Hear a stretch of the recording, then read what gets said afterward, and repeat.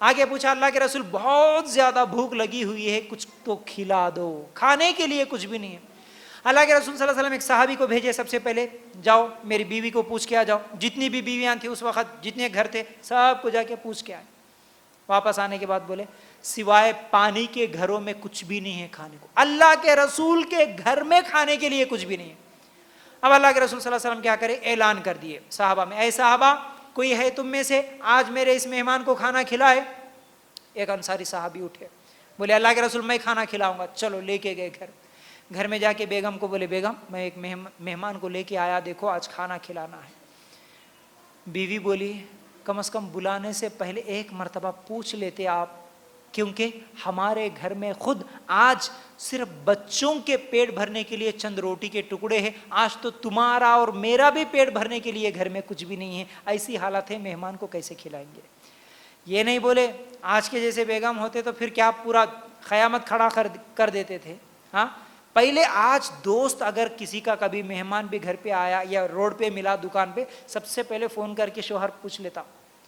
دیکھو مہمان آئے ہوئے ہیں گھر پہ، لے کے آؤں میرے پاس ملنے کے لیے، میرا دوست ہے یا میرا رشتہ دار ہے آیا جی، بیگم تو فری ہے کیا، گھر پہ لے کے آؤں کیا؟ فری کا مطلب پکائے سو اتنی فرصت ہے کیا، پکا کے کھلا سکتے کیا، یہ پوچھتا پہلے۔ اگر بیگم بول دی نہیں جی بہت بزی ہوں میرے سے نہیں ہوتا، یا تو انہیں ہوٹل پہ چائے پلا کے بھیج دیتا، یا نہیں تو ہوٹل سے پارسل لے کے آ لیتا۔ اکثر آج ہمارے گھروں میں ایسا ہوتا، اگر اچانک بھی کوئی گھر پہ آ گئے، کون؟ شوہر کے رشتہ دار آ گئے، بیگم فون کر کے بول دیتی ہاں تمہارے آ گئے سگے، پکانا میرے سے نہیں ہوتا، آتے خود پارسل لے کے آ جاؤ۔ اللہ اکبر، خلاص یہ کہاں سے ہے محبت بولیے؟ تو بہرحال چلے گئے، صحابی آئے اور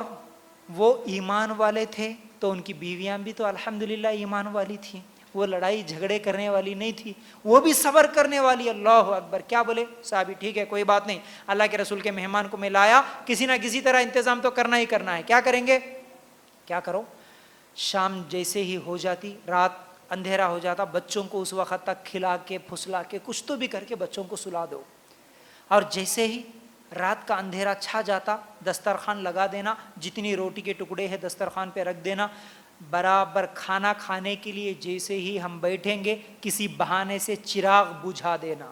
لائٹ آف کر دینا، روشنی ختم، جتنے روٹی کے ٹکڑے ہیں مہمان کے سامنے ہم رکھ دیں گے، مہمان پیٹ بھر کے کھا لے گا، تم بھی بھوکی میں بھی بھوکا، بچوں کو بھی بھوکے سلا لینا۔ اللہ اکبر، رات کو یہ عمل ہوا، مہمان کو پیٹ بھر کے کھانا کھلا دیے، خود میاں بیوی بچے سب بھوکے سو گئے، صبح اللہ کے رسول کے پاس چلے گئے، اللہ تعالیٰ آسمان سے وحی نازل کر کے اللہ کے رسول صلی اللہ علیہ وسلم کو بتا دیا، اے محمد ان کو بتا دینا صلی اللہ علیہ وسلم۔ اللہ کے رسول صلی اللہ علیہ وسلم کے پاس جب وہ صحابی گئے تو کیا ہوا؟ اللہ کے رسول صلی اللہ علیہ وسلم نے کہا اے او میرے صحابی، تو نے رات کو جو عمل کیا مہمان کے ساتھ، اس عمل سے اللہ تعالیٰ خوش ہو گیا آسمانوں کے اوپر، اللہ خوش ہو گیا تیرے اس عمل سے۔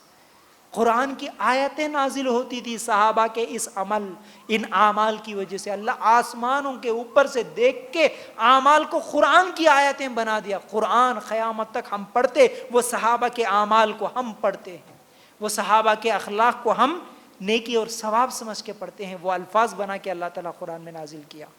ایسے ہی نہیں ملی صحابہ کو فضیلت، وہ مال خرچ کرنے والے تھے۔ تو بہرحال تو اس لیے ہم بھی اگر مال خرچ کرنے والے بنے تو ہم لوگوں کی